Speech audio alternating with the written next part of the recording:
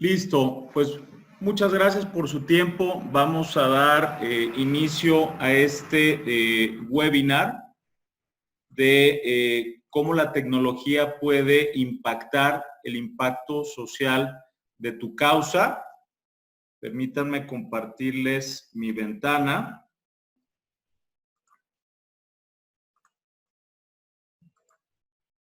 Que ya deberían de estar viendo todos la portada. ¿Me pueden confirmar, por favor?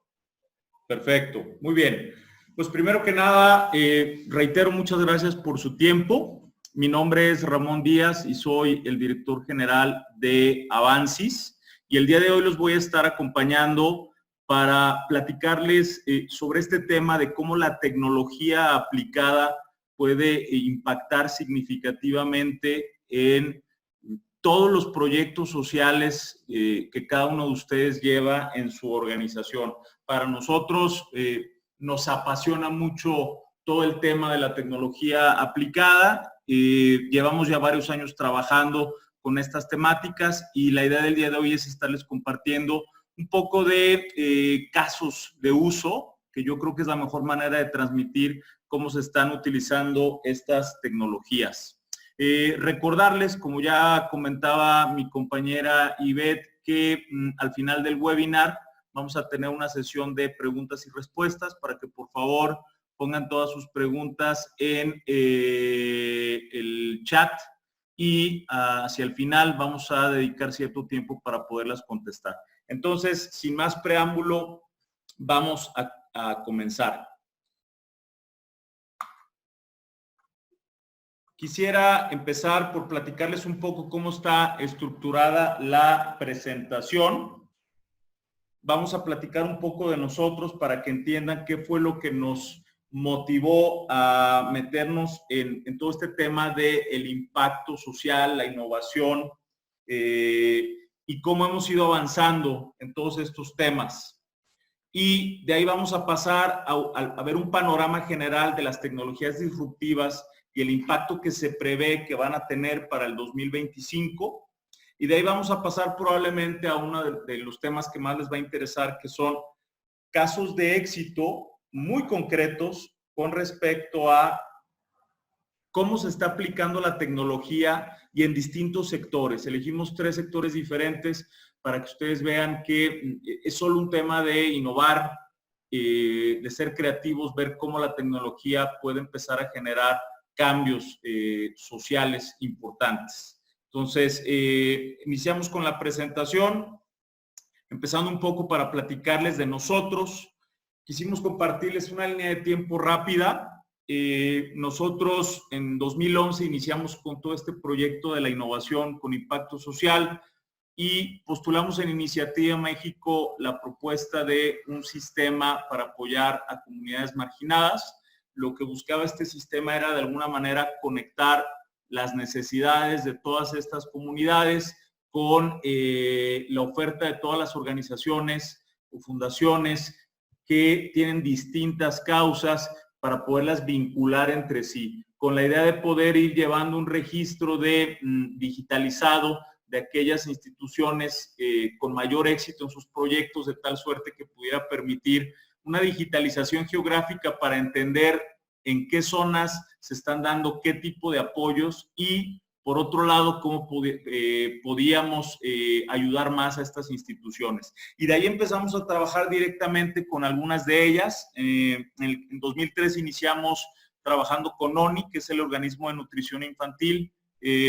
Muy breve sobre ONI. ONI, su causa es justamente eliminar la desnutrición que hay en el periodo de la niñez. Ellos iniciaron trabajando en un municipio aquí en Jalisco y a partir de que los ayudamos en la digitalización de sus operaciones, han podido crecer a operar prácticamente en todo el estado de Jalisco y ya también están operando en el estado de Nayarit. El sistema de ellos les permite llevar un control de todos los expedientes de los beneficiarios o los niños que atienden, así como un registro de cómo ingresan, en qué estado nutricio y cómo van evolucionando a partir de los paquetes que va proporcionándoles ONI. Posteriormente empezamos a trabajar en 2014 con Una Segunda Mirada, que es una organización que apoya a personas con sordoceguera, y también los ayudamos a poder habilitar distintos medios para comercializar, en este caso, pasteles, roscas, panqués que hacen estas personas que tienen sordoceguera a través de medios digitales como el comercio electrónico.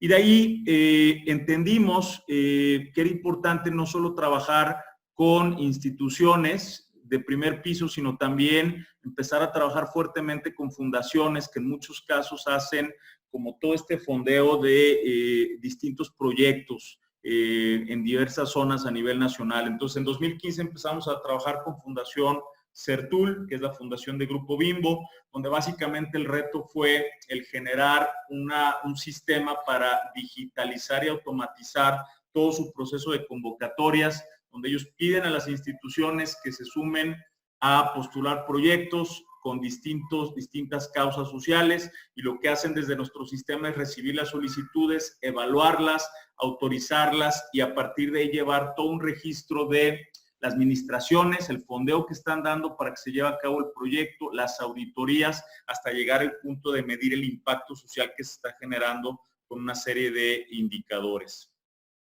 Y ya en los años más recientes pasamos a trabajar con Fundación Caluz, también apoyándolos en todo el proceso de digitalización y automatización de su sistema de convocatorias y particularmente en el caso de ellos, todo el sistema de becas que utilizan para alumnos distinguidos.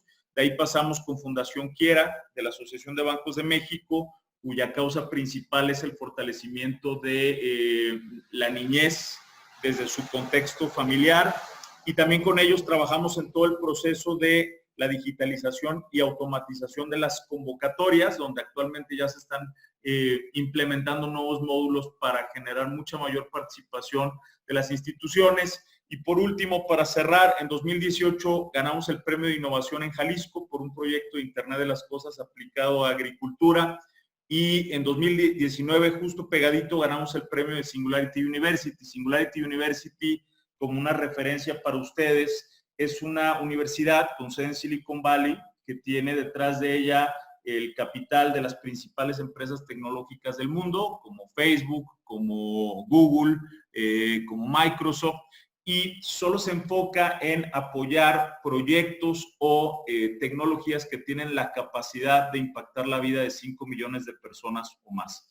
Entonces, ese es un poco el trayecto de cómo hemos ido evolucionando en esta línea del impacto y la innovación social. Y ahora, si me lo permiten, pues voy a continuar a platicarles un poco de lo que vamos a estar abordando el día de hoy. Es decir, vamos a entrar en materia iniciando por una revisión del panorama de las tecnologías exponenciales o también llamadas tecnologías disruptivas y su impacto. Quisiera comenzar por abordar el tema de qué es una tecnología disruptiva, porque quizá pueda o tiende a haber la confusión de que cualquier tecnología es disruptiva. Y la realidad es que no es así.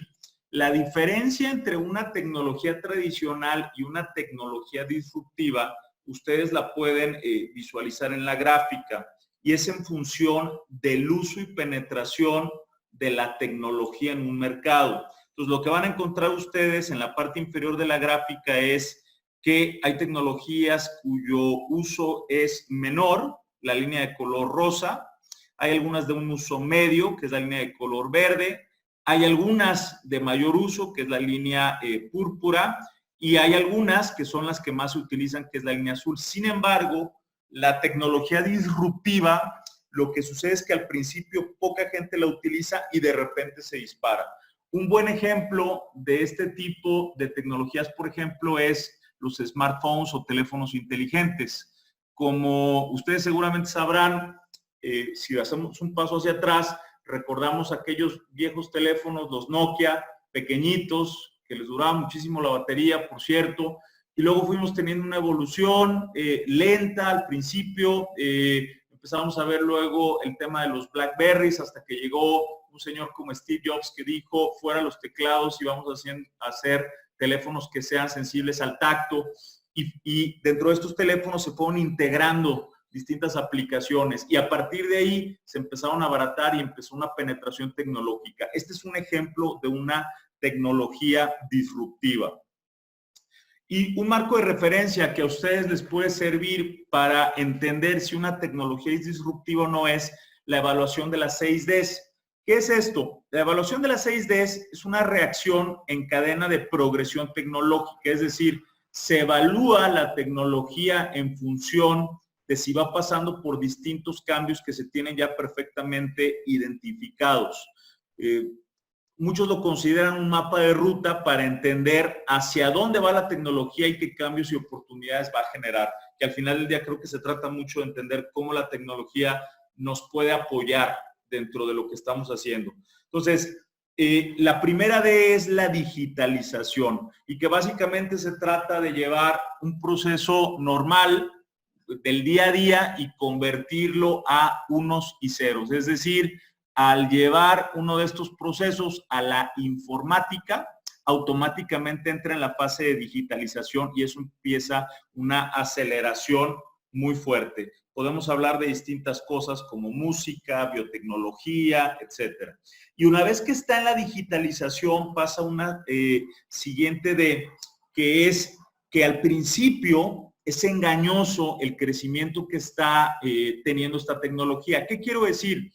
Que pareciera que en los primeros meses o incluso los primeros años de esta nueva tecnología, pareciera que el avance es muy lento y sigue siendo muy cara. Así sucede en la primera fase, pero llega un momento en que se dispara, como ya lo veíamos en la gráfica anterior, que es justamente la tercera D, que es la disrupción, que básicamente lo que muestra es cómo entra la tecnología en el mercado y cambia las reglas del juego. Un ejemplo de esto es, nosotros antes utilizábamos CDs para escuchar música, pero en el momento en que podemos escuchar música desde nuestro celular, pues ¿para qué compramos ya CDs? ¿Sí? Otro ejemplo de esto es, antes teníamos cámaras fotográficas, si ya podemos tomar una fotografía desde nuestro celular, ¿para qué compramos una cámara? Entonces empieza el mercado a cambiar porque entran nuevas soluciones, en la mayor medida soluciones digitales de software que empiezan a tomar y controlar este mercado. Y luego empieza a generarse un fenómeno de la desmonetización, es decir, el dinero se retira cada vez más de la ecuación. Como ya comentábamos, conforme empiezan a penetrar estas tecnologías, se empieza a abaratar su costo. Un ejemplo de esto es, por ejemplo, las memorias USB o las memorias que ustedes conectan a su computadora, donde estas memorias, anteriormente una memoria de, voy a decir, 8 gigas o 16 gigas, ustedes la podían comprar por 400, 500, 600 pesos y ahorita ya la agarran por 100 pesos y eso es algo que va a seguir abaratándose, ¿sí? Mismo caso de los propios teléfonos inteligentes, cada vez son más baratos. Y de ahí pasa una fase de desmaterialización. ¿Qué es esto? Que al tener ya todo digital, empezamos a perder los objetos físicos como tal. Y otra vez el teléfono inteligente es una perfecta muestra de esto. Antes teníamos un dispositivo que tenía el GPS, teníamos teníamos mapas impresos, teníamos la cámara fotográfica, teníamos el Walkman o el reproductor de música, y en la medida en la que los teléfonos digitales van adquiriendo popularidad y van penetrando el mercado, todo se digitaliza y ya se puede utilizar en el mismo dispositivo. Como una referencia importante para ustedes, los teléfonos digitales de ahorita tienen más poder de procesamiento que la primera macrocomputadora que hubo, que fue la ENIAC. Era una computadora del tamaño de un librero que procesaba información por allá en los 70s. Bueno, el teléfono que ustedes traen tiene más poder de procesamiento. Y la última D tiene que ver con la democratización, porque evidentemente conforme estas tecnologías penetran y cambian los mercados, se vuelven accesibles para todo el mundo. Entonces los precios se caen totalmente y ya no solo son utilizadas por gobiernos, por grandes organizaciones, por gente rica, sino que eventualmente nos las encontramos en el día a día de lo que estamos haciendo. Entonces, este es el marco de referencia de las 6 Ds. Y quisiera platicarles algunos ejemplos de tecnologías disruptivas. Tenemos, por supuesto, la inteligencia artificial, donde se prevé que hacia el 2040 la inteligencia artificial va a tener una capacidad igual o superior que la inteligencia humana. Al menos eso es lo que se empieza a prever en las universidades que están investigando todo este tipo de tecnologías. Y dentro de la inteligencia artificial hay varios rubros como el machine learning, el deep learning, que no es otra cosa que el hacer que una máquina aprenda de la información que va recibiendo, ¿sí? Entonces, conforme la máquina va revisando información y aprende lo que está sucediendo, se empieza a autoeducar.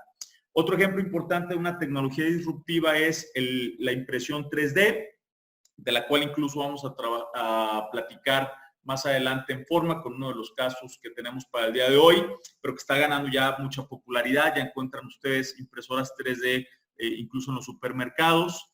Tenemos también el tema del Internet de las cosas, que implica toda esta sensorización, ¿sí? Todo lo que tenemos físico va a contar ya con sensores que pueden transmitir información a la nube y a partir de eso mejorar distintos procesos del día a día. Y a medida en la que se está midiendo la información, podemos entonces llegar al tema del Big Data, que no es otra cosa que tenemos ya información de múltiples fuentes y esto empieza a generar un cúmulo de datos exponencial y estas tecnologías permiten el procesamiento masivo de datos. Nos comentan si podemos regresar a explicar las últimas 3Ds, con mucho gusto. Me regreso. Y comentábamos la cuarta D, que es la desmonetización, donde comentaba yo que el dinero se retira cada vez más de la ecuación. Les ponía yo un par de ejemplos. ¿Qué quiere decir? Que conforme la tecnología va evolucionando y penetra en el mercado, se va abaratando. Dos ejemplos que yo comentaba es el tema de las memorias que ustedes conectan a su computadora para respaldarla. Estas memorias, si regresáramos 5 o 7 años atrás, son memorias que pudieran ustedes adquirir por 500, 600, 700 pesos en alguna tienda departamental o en el Office Depot. Y ahora estas mismas memorias tienen un precio de 100, 150 pesos con la misma capacidad de espacio. ¿Qué quiere decir? Que se está abaratando la tecnología de almacenamiento. Un segundo ejemplo, por supuesto, es en los propios teléfonos celulares. Es decir, anteriormente las marcas de lujo como Apple, como Samsung, eran los únicos que tenían teléfonos inteligentes. Ahora ya hay muchas marcas que tienen teléfonos inteligentes, ¿sí? Y la tendencia es que se vayan abaratando, ¿sí? Entonces, por ejemplo, encontramos ya marcas como Motorola, encontramos marcas como, por ejemplo, Ericsson, y van sacando ya teléfonos digitales que, si bien no tienen el mismo procesamiento de las marcas premium, sí permiten hacer un procesamiento digital, ¿sí? Entonces, este es el tema de la desmonetización. Déjenme ver si por ahí hay algunas preguntas sobre este tema. Déjenme dar un segundito para ver que efectivamente estemos cubriendo las dudas que tienen. Que no se repitió, nada más que me pidieron regresar a explicar las 3Ds. ¿Sale? Bien. La quinta D es la desmaterialización, donde, como ya comentaba, antes teníamos objetos físicos para cada cosa. Teníamos una cámara fotográfica, teníamos rollos para la cámara fotográfica, teníamos mapas impresos, ¿sí? Teníamos seguramente les tocó, no sé, los Walkman, que en algún momento utilizaron cassettes, luego utilizaron CDs, ¿sí? Y ahorita todo esto se ha venido digitalizando y se convierte en aplicaciones de software que ya están disponibles desde el teléfono. Entonces, la desmaterialización lo que quiere decir es justamente que ya el objeto deja de ser físico, deja de ser algo material y se vuelve algo digital. Y por último, la última D, la sexta D, es la democratización, que está muy relacionada a las dos anteriores. Es decir, conforme las tecnologías se empiezan a abaratar, pues más gente las empieza a comprar. Y mientras más gente las compra, siguen esa cadena de bajar los precios a un ritmo en el que eventualmente son asequibles para cualquiera. Como un dato interesante en este fenómeno, se considera que ahorita alrededor de un 54% de la población cuenta ya con un smartphone de alguna gama, porque obviamente hay smartphones de lujo, hay intermedios y hay de baja gama, pero son ya teléfonos digitales con procesamiento. Entonces, eventualmente los precios van a seguir bajándose y lo que se ha observado es que en los últimos 2 años ha habido una penetración mucho mayor. A eso se refiere la democratización. Vamos a llegar eventualmente al punto en el que niveles de un 70, 80, 90% de la población va a contar con un teléfono celular. Y esto es mucho del principio que está detrás de muchas de las iniciativas que se está siguiendo en países como la India, como África, de cómo lograr la inclusión de todas estas comunidades. Entonces, bueno, regresamos al punto donde estábamos. Les comentaba algunos ejemplos de tecnologías disruptivas. Pasamos por la inteligencia artificial, por la impresión 3D, por el Internet de las cosas o la sensorización y todo este Big Data, que es un cúmulo de datos donde se requiere ahora procesarlos para poder entender qué nos quieren decir. Y vamos a estar platicando justamente de aplicaciones que hablan de esta temática en particular. ¿Y cuál es el impacto previsto que se tiene para el 2025, dentro de 5 años? Primero, en el caso del acceso a dispositivos móviles con poder de cómputo, dígase smartphones o teléfonos inteligentes, se prevé un crecimiento de entre 2,000 y 3,000 miles de millones. ¿Sí? Y esto es bien interesante porque se da luego el fenómeno de que una persona puede tener incluso hasta 2 smartphones. Puede tener el de la oficina y puede tener el personal. Y se empieza a dar este fenómeno de penetración en todas las esferas. Hablando de la secuencia genética o nuestro ADN, como una referencia para ustedes, hace 15 años, tener nuestra secuencia personal de ADN tenía un precio de aproximadamente $1,000 y generarla tomaba aproximadamente una semana. Actualmente se prevé que para el 2025 va a costar $80 y puede tomar menos de 1 hora tenerla. Y esto va a generar cambios muy fuertes, sobre todo con aplicaciones médicas, porque ya los tratamientos van a ser mucho más personalizados en función de la información que tiene el ADN de la propia persona. Como tercer ejemplo tenemos los accidentes de carro. Como ustedes saben, ya aquí en México ya empezaron a entrar de una manera lenta los carros autónomos, ya están los Tesla, y este es un tema que poco a poco va a ir ganando mayor penetración. En países desarrollados la penetración es mucho mayor y lo que se prevé es que para el 2025 va a andar por ahí de un 10 a 15% y se prevé que van a evitar alrededor de 1.5 millones de accidentes de carro que surgen típicamente por imprudencias en el conductor. Y como un último ejemplo que nos toca vivir en el día a día, el costo por watt de una celda solar ha caído desde el 2000 en un 93%. ¿Qué quiere decir esto? Que para el 2025 va a empezar a ganar una penetración mucho mayor. Se prevé que pueda estar entre un 20 y 30% de las casas. ¿Por qué? Porque los precios, como ya veíamos en las 6Ds, se van a seguir abaratando considerablemente. Y no de en vano es que ahorita ya muchas compañías están ofreciendo la instalación de celdas solares. Aún estamos lejos de que tenga una penetración masiva, pero si ustedes observan un 93% de caída de precio desde el 2000, les habla una tendencia muy clara de hacia dónde vamos en esta línea de investigación.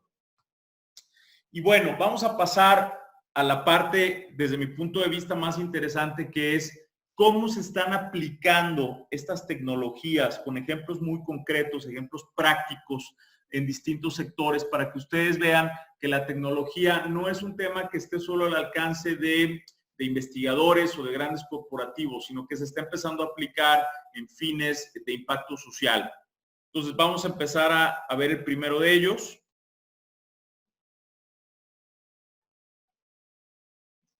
El primer caso tiene que ver con cambiar la manera de hacer agricultura. La agricultura, al ser un sector tradicional, es uno de los sectores con más alto potencial en países como México, en Latinoamérica. ¿Por qué? Porque la tecnología todavía no ha tenido una penetración tan grande. Entonces, ¿de qué se trata este caso? Quisiera comenzar por platicarles cómo se da el proceso de empezar a sembrar. El primer paso que se debiera hacer dentro del proceso de cultivo es sacar un estudio de suelo, que no es otra cosa que mandar traer a un laboratorio que recoge una muestra de tierra, se la lleva a analizar y a la vuelta de una semana o 2 semanas entrega los resultados con las características físico-química y biológicas de la superficie donde se va a sembrar, a fin de poder entender cómo le van a dar tratamiento a este suelo para sacar su máximo potencial, ¿sí? En México, alrededor de un 58% de los productores no hacen estudios de suelo, ¿sí? Y los que los hacen tienen que esperar alrededor de 1 o 2 semanas para tener los resultados.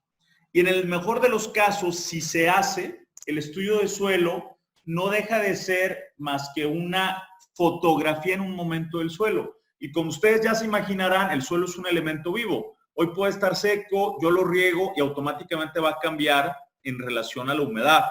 Y como esta variable hay muchas otras que van cambiando a lo largo de cada día.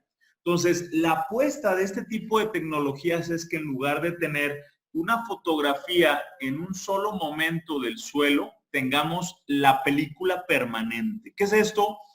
Que en todo momento, a partir de sensores, estemos midiendo lo que ocurre en la tierra y a partir de eso podamos entender cómo podemos mejorar nuestro proceso productivo. Y esto lo que va a generar es un cambio muy drástico en pasar de una agricultura que primordialmente hoy ha sido intensiva en el uso de insumos, de agroquímicos, a pasar a una agricultura que será intensiva en el uso del conocimiento, es decir, de entender cómo los fenómenos naturales se interrelacionan para generar mejores cultivos. La evolución que se está dando justamente la pueden ver ustedes en pantalla. Estamos yendo del laboratorio hacia los sensores y como ustedes seguramente se imaginan, la manera en la que operan este tipo de soluciones es, se coloca una estación de medición donde está el cultivo. Esta estación tiene sensores tanto a suelo para medir la humedad, la temperatura, el pH y hay algunos otros para medir variables de atmósfera como la velocidad y dirección del viento, la precipitación pluvial o la lluvia, la luz, etcétera. Esta información está siendo transmitida a la nube, donde un servidor la recibe, la procesa y a partir de algoritmos envía información muy concreta al celular del productor, donde le da 3 salidas muy importantes. Cada cuándo debe regar, cada cuándo debe fertilizar para obtener una absorción mayor al 90% del fertilizante y a partir de modelos predictivos le alerta del posible surgimiento de plagas o enfermedades. Esto el productor lo ve en la manera de pantallas muy amigables como las que estoy mostrando ahorita, donde por ejemplo la pantalla principal muestra cada una de las variables que les comentaba hace un momento. Si ustedes observan, la variable está semaforizada. ¿Qué quiere decir? Un verde quiere decir que la variable está bien, un amarillo es que se está saliendo de rango, un rojo es que está ya fuera de rango, ¿sí?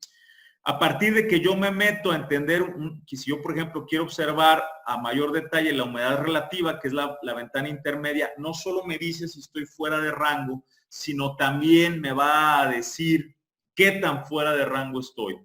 Y para los ingenieros agrónomos pueden ver el historial del día, de la semana, del mes o del año. Esa franja azul que ustedes ven en la gráfica, mientras la medición está dentro de esa franja azul, quiere decir que la planta no tiene estrés. Cuando se empieza a salir, ya son condiciones de estrés o días de estrés lo que merman la productividad. Este es el tipo de información que a través del Internet de las Cosas se está haciendo llegar a los productores. Y abajo algunos otros ejemplos de otras variables que se están midiendo.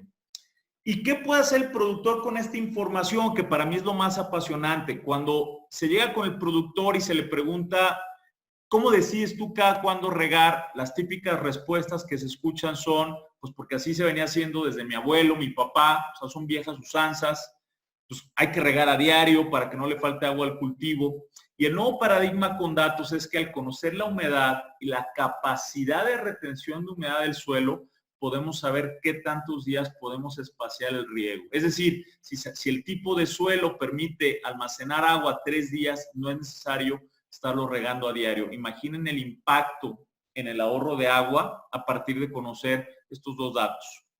Un segundo ejemplo, ¿cómo decides como productor cuándo y con qué controlar las plagas? Típicamente las respuestas que se escuchan es cuando ya vemos la plaga en la hoja, o el técnico es el que nos dice, el técnico es el ingeniero agrónomo, es el que nos dice cuándo aplicar el correctivo, o peor aún, el vendedor de agroquímicos lo sugiere. ¿Por qué digo peor aún? No tengo nada en contra de los fabricantes de agroquímicos, pero su negocio es vender, entonces pues, genera ahí un ciclo vicioso. El que les preguntemos ahí es porque eventualmente pues, lo que nos van a contestar es pónganle más agroquímico para controlarlo, ¿no? ¿Cuál es el nuevo paradigma con datos? Si consideramos la temperatura, es posible saber anticipadamente el ataque de la plaga. Tanto los insectos como los seres humanos evolucionamos a partir de unidades calor, y eso es lo que determina los estadios. Y esto a lo que nos lleva es a una aplicación más avanzada, que es la de los modelos predictivos. Modelo predictivo, primero se trabaja en una cámara bioclimática, donde básicamente la pregunta que nos hacemos es, ¿qué condiciones son las que dan origen a una plaga o enfermedad? A partir de variables como la humedad, la temperatura y las unidades calor. ¿Qué es lo que hacemos? Que en la cámara bioclimática vamos llevando un registro de estas 3 variables, de la humedad, la temperatura y las unidades calor, y a partir de que vemos que va surgiendo la plaga, empezamos a documentar en qué combinación de estas variables surge la plaga o enfermedad. Este proceso lo repetimos hasta que encontramos patrones, y una vez que tenemos los patrones, vamos y los probamos a campo. ¿Por qué? Porque las condiciones controladas son diferentes de las condiciones naturales.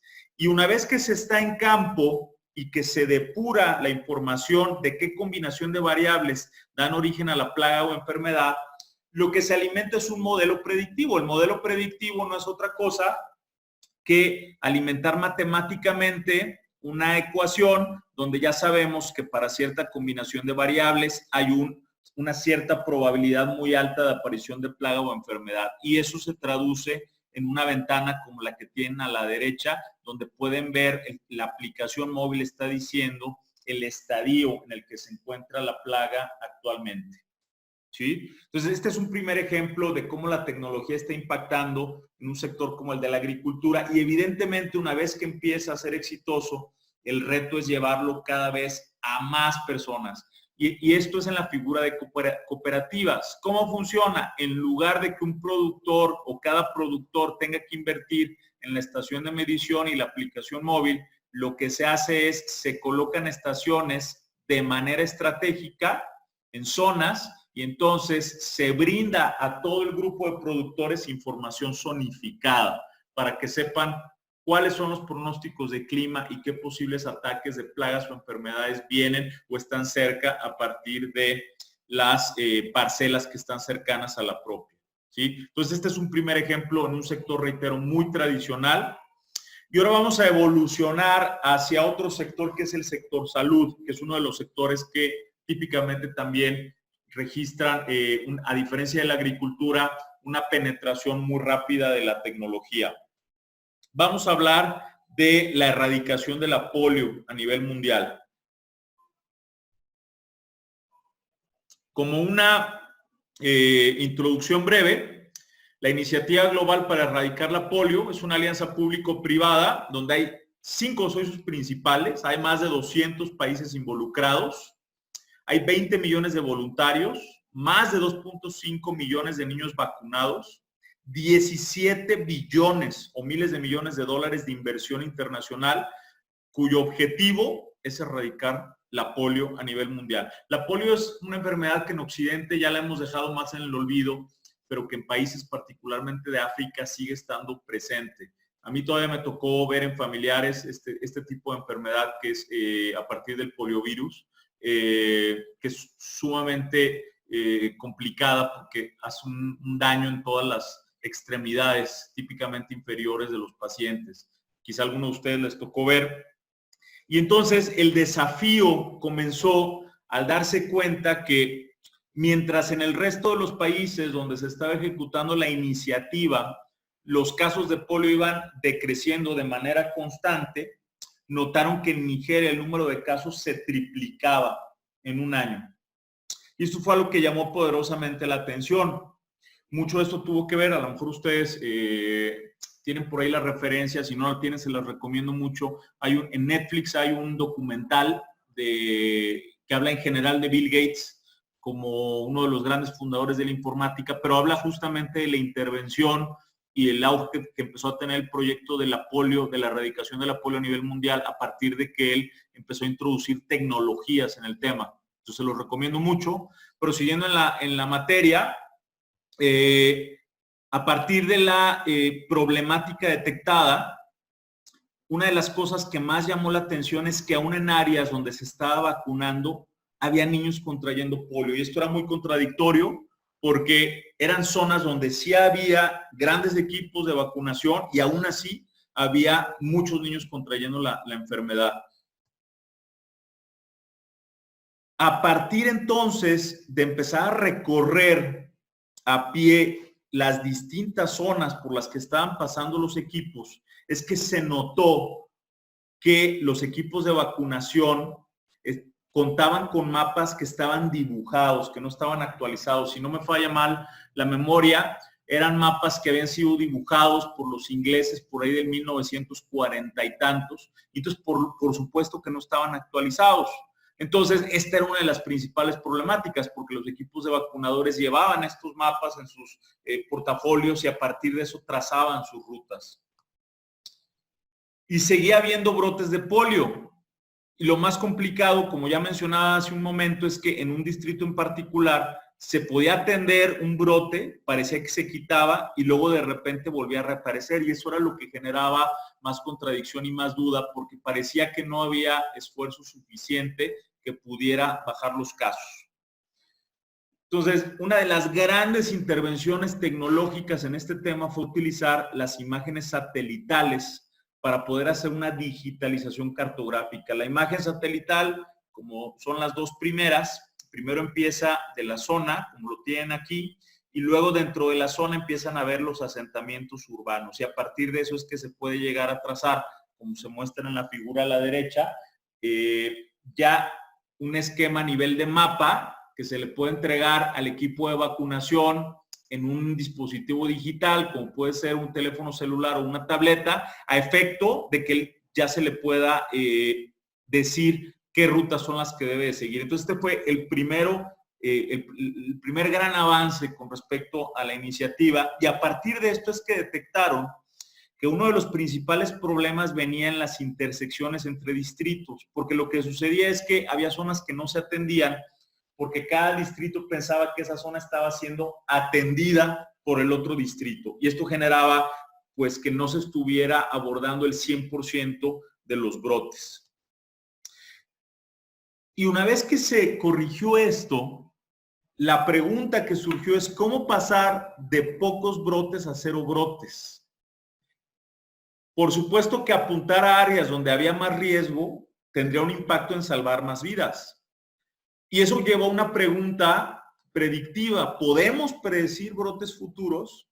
Y es ahí donde la tecnología volvió a entrar nuevamente al rescate, porque para contestar estas preguntas se procesaron cientos de millones de datos, como las tasas de vacunación, todas las zonas donde estaban vacunando, los cambios posibles en la población a partir de la edad de las personas que vivían en cada distrito y ubicando personas que eran solteras, personas que eran casadas, personas que estaban desarrollando una familia y por supuesto los asentamientos que se empezaban a desarrollar fuertemente desde una perspectiva económica a partir de fuentes de trabajo. Esto llevó a poder focalizar los esfuerzos hacia zonas donde, de acuerdo al modelo predictivo, pudiera haber nuevos brotes. Y el resultado fue este. En 2010 se hablaba todavía de 798 casos, para el 2012 388 casos, para el 2015 ya se había llegado a 21 casos, ¿sí? Y la polio hoy por hoy, a partir del esfuerzo de todas estas organizaciones, entre ellas justamente la de Bill Gates, Rotary International, por supuesto la Organización Mundial de la Salud, el Centro de Control y Prevención de Enfermedades en Estados Unidos, etcétera, está muy cerca de ser erradicada. Todavía no es erradicada, solo hay una enfermedad que ha sido totalmente erradicada de la faz de la Tierra, que es la viruela negra, pero la polio está muy cerca. Entonces, este es un segundo caso de cómo la tecnología, a partir de imágenes satelitales, que a lo mejor una duda que puede surgirles, oye, estas imágenes son caras, son gratuitas, es información que está disponible para todos. El sistema de satélite Copérnicus, que básicamente es toda la red europea de satélites que están monitoreando el mundo, proporciona información de satélite que, si no me falla la memoria, cada 5 días se va actualizando, y con esto pueden tener información al día de los asentamientos urbanos, entre muchas otras cosas, porque también pueden traer aplicaciones de agricultura. Y bueno, para cerrar nuestra presentación, vamos a hablar de un tercer caso, que es la impresión 3D aplicada a la vivienda.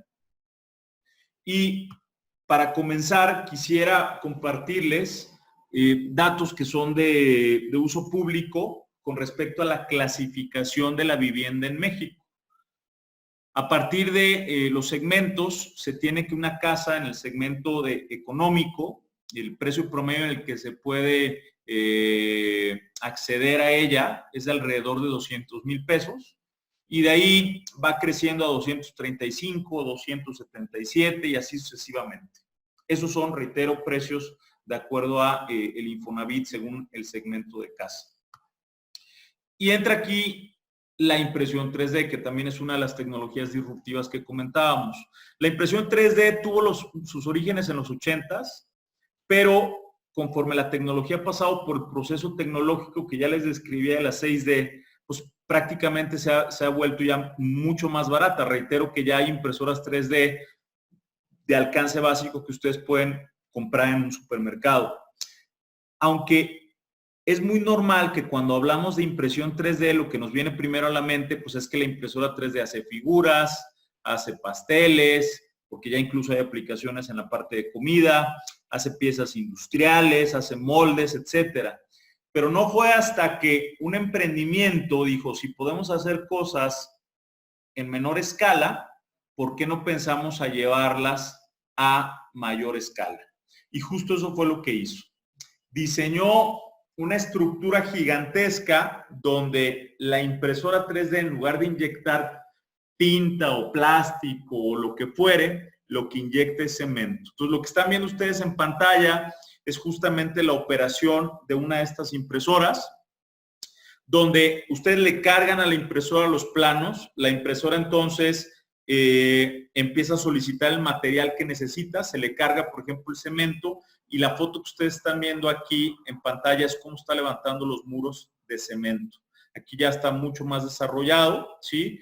Va desarrollando la estructura, y este es un comparativo bien interesante. Tenemos del lado izquierdo la casa del segmento económico, que ya les describía yo al principio, donde tenemos un precio promedio de 200,000 pesos y donde el tiempo de construcción oscila entre los 3 y 4 meses.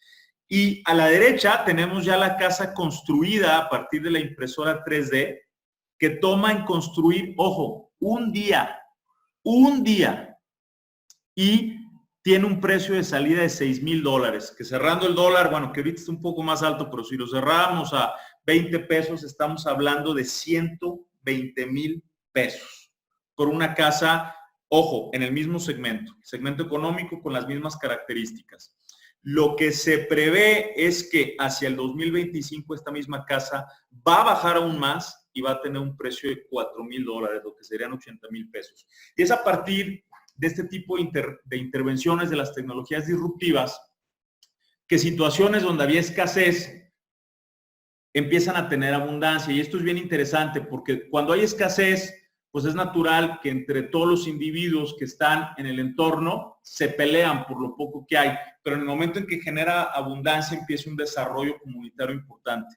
A partir de que esta tendencia siga y se sigan cayendo los precios, muy probablemente vamos a encontrar casas en el 2030, 2040 que estén en el orden de los 50 o 60 mil pesos, que es muy diferente, son 5 o 6 veces o hasta 10 veces menos de lo que ahorita están costando este tipo de viviendas. Y este es otro enfoque totalmente diferente en el sector de la construcción, de cómo estas tecnologías están encontrando un lugar y disruptiendo mercados. Y con esto yo quisiera terminar la presentación, agradecerles mucho por su tiempo. Vamos a abrir ahorita una fase de preguntas y respuestas para que por favor todos ustedes nos compartan sus inquietudes, ¿sí? Y vamos a cerrar también con una evaluación donde ustedes nos puedan dar retroalimentación, que es bienvenida, con respecto a los contenidos, si les fueron interesantes o no, y con respecto a qué tipo de temáticas les pudieran interesar dentro de toda esta serie de webinars que vamos a estar sacando de tecnología aplicada con distintos artículos, porque nos interesa que este tipo de uso de tecnología sea un bien público, que ustedes sepan cómo se utiliza, cómo acceder a ella y que la puedan aplicar en sus propios proyectos. Entonces, Ivette, no sé si nos puedas por ahí compartir, no sé si hay algunas preguntas. Bienvenidas, yo con gusto las puedo responder. Sí, en este momento no ha habido ninguna pregunta. Seguimos esperando por si alguien tuviera alguna que nos quisiera compartir. Muy bien. Y bueno, reiterarles que este es el primero de una serie de muchos webinars. Los webinars tienen el enfoque de tecnología aplicada a través de distintas tecnologías en distintos sectores y cómo esto va a ir evolucionando para encontrar mayor penetración, sobre todo pensando en innovación de impacto social. Esto es en comunidades donde están las personas más desfavorecidas.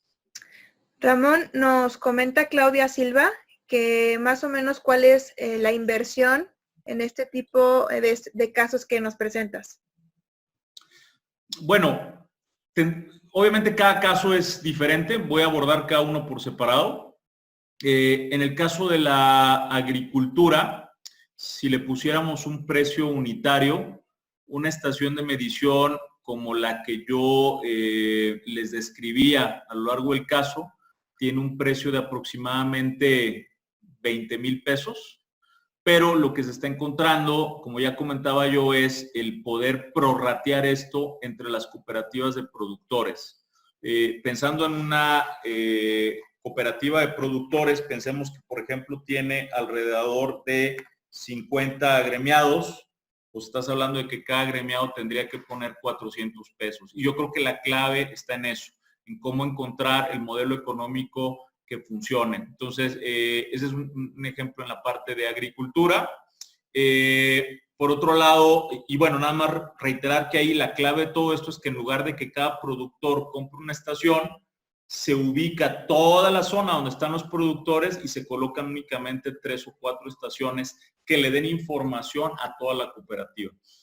En el caso de estudio de la polio, reitero que la información satelital es información gratuita, la pueden ustedes incluso buscar en internet. Si alguno está interesado, de hecho va a haber un curso de información satelital gratuita y sus usos de la red Copernicus. Reitero, la red Copernicus es una red de todos los satélites europeos que es información gratuita y que tiene muchas aplicaciones. Con gusto se los puedo pasar. Si gustan, escríbanos y con gusto les paso el link. Y esa parte es gratuita. La parte del procesamiento masivo de datos pudiera tener un mayor costo, pero aquí te voy a dar un tip. Bueno, respondiendo el tema de procesar datos de manera masiva, como lo hicieron para predecir hacia dónde iban a crecer las ciudades, normalmente son procesamientos que pueden tener precios en el orden de 20, 30, 40, 50 mil, 60 mil pesos. Pero aquí el tip que les puedo dar es que grandes empresas como Microsoft, como Amazon, están atentas de impactar proyectos sociales y en muchos casos ponen a disposición de las organizaciones tecnología gratuita a efecto de que puedan hacer este tipo de procesamientos. Entonces, esa sería mi recomendación. Y el tercer caso, ya comentaba, en el caso de la impresión de casas, estamos hablando que una de estas casas, ahorita, hoy por hoy, ya con todo y materiales, estamos hablando de $6,000, que son a 20 pesos el dólar, estamos hablando de 120,000 pesos, y se prevé que eso va a caer todavía más para el 2025, va a andar por ahí de los $4,000, que son 80,000 pesos. Muchas gracias, Ramón. La siguiente pregunta es de Francisco Fuentes y nos dice si puedes explicar someramente la 6D. Bueno, en esencia es un marco de referencia porque la realidad es que están surgiendo tantas tecnologías tan rápidamente que luego a veces pensamos que cualquier tecnología que entra en el mercado es una tecnología disruptiva. Entonces, como organizaciones creo que es importante que ustedes visualicen cuáles son las tecnologías que pueden generar un mayor impacto, en este caso con un enfoque en innovación de impacto social.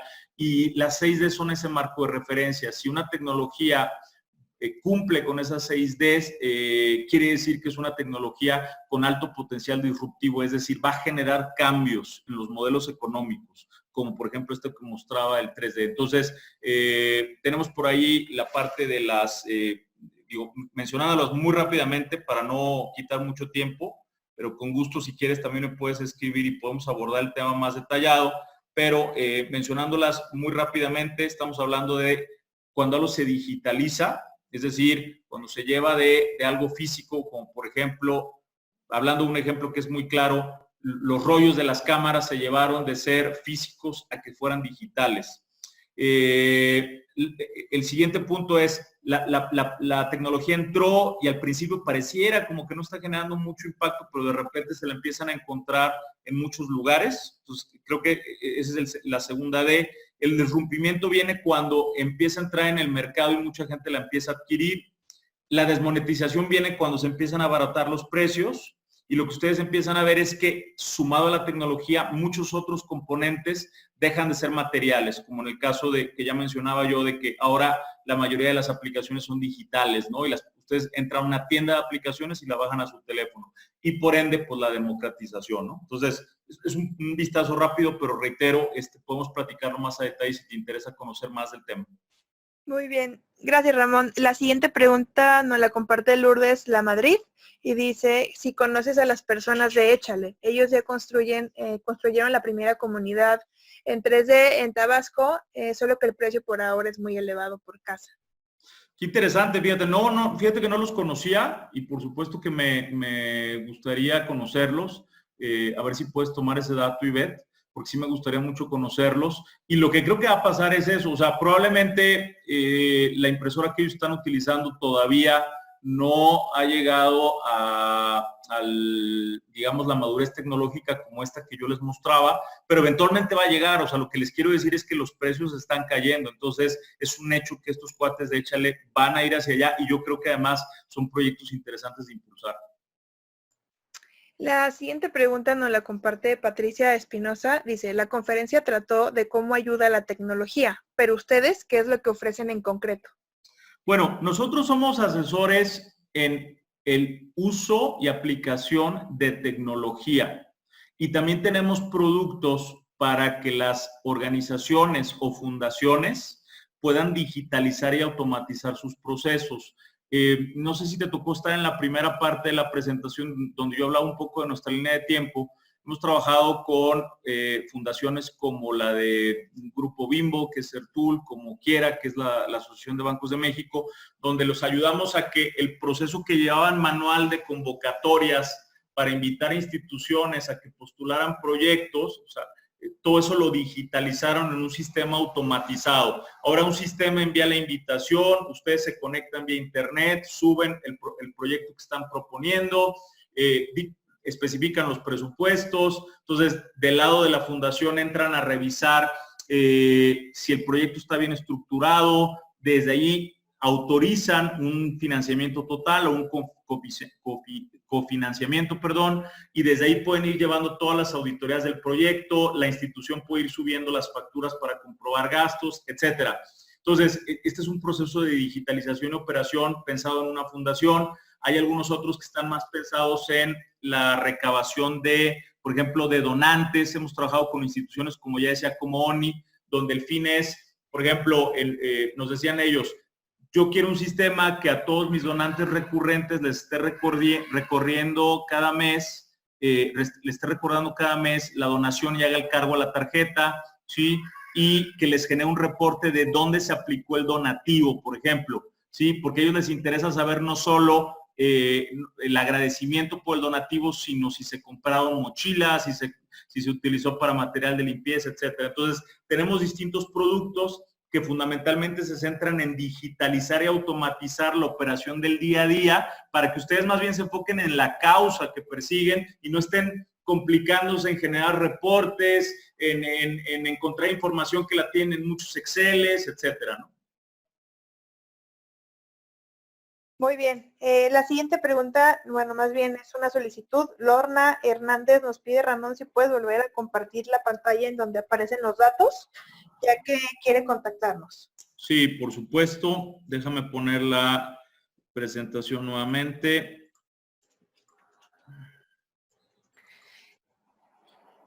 Voy a ir compartiendo otra inquietud.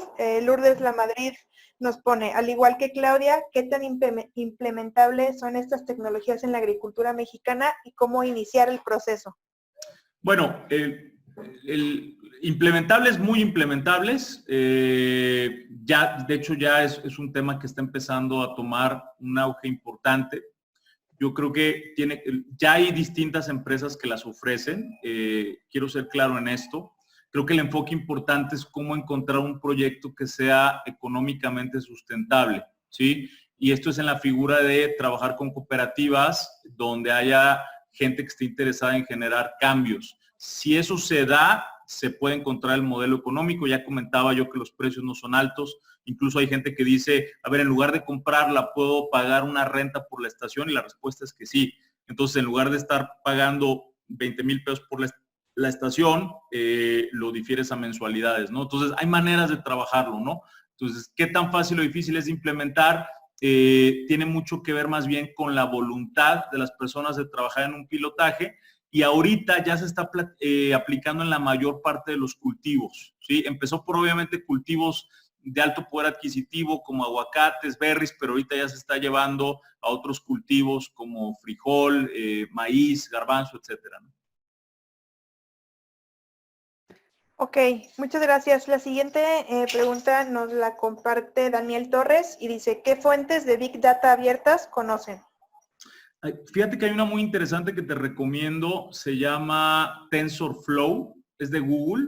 De hecho, no solo es una fuente de datos. A ver, bueno, aquí hay dos cosas. Te voy a hablar de una fuente de datos y por otro lado te voy a hablar de herramientas gratuitas para aplicaciones de inteligencia artificial.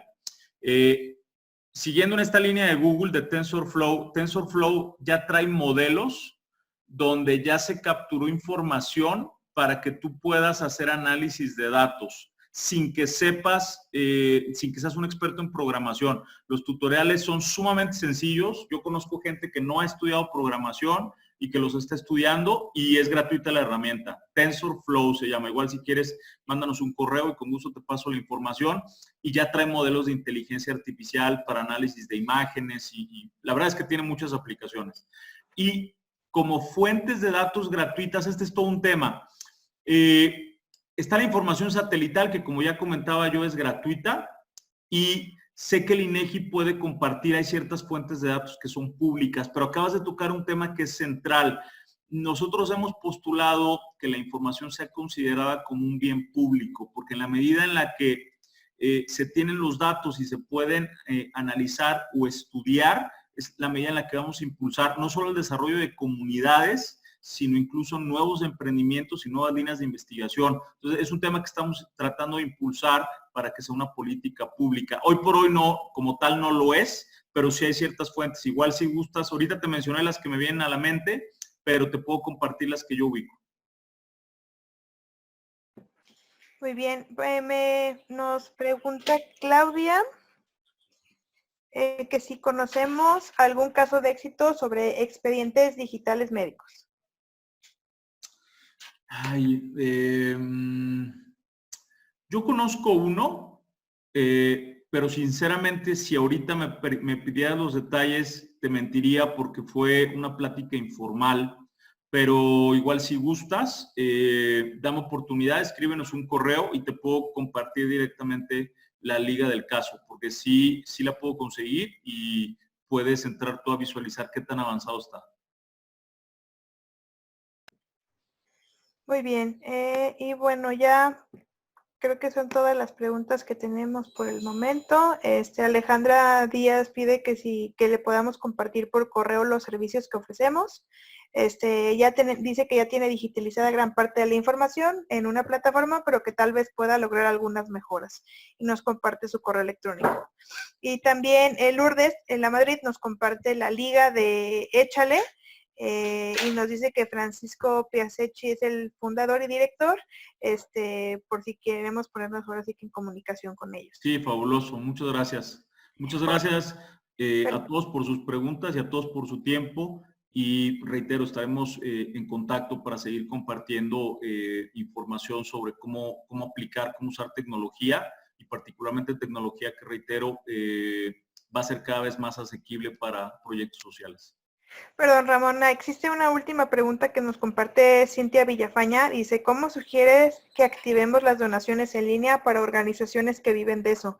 En nuestro caso, Fondo para la Paz, utilizamos PayPal, pero no sé si ineficiente. ¿Qué nos puedes sugerir ya que no tenemos presupuesto para invertir?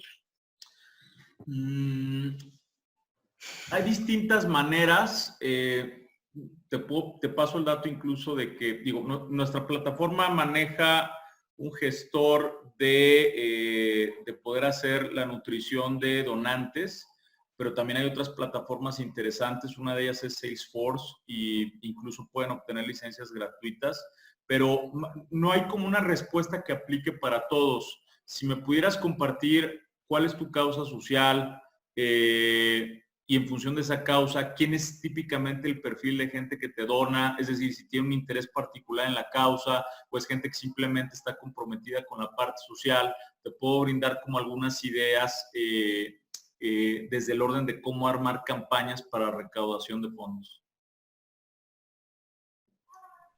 Perfecto, pues muchas gracias. Los que todavía siguen conectados, vamos a lanzar ahorita la votación, la encuesta, para que si por favor nos ayudan a responderla sobre qué les pareció el webinar y su contenido. Bien, pues muchas gracias por su tiempo y estaremos en contacto. Que tengan un bonito día. Gracias.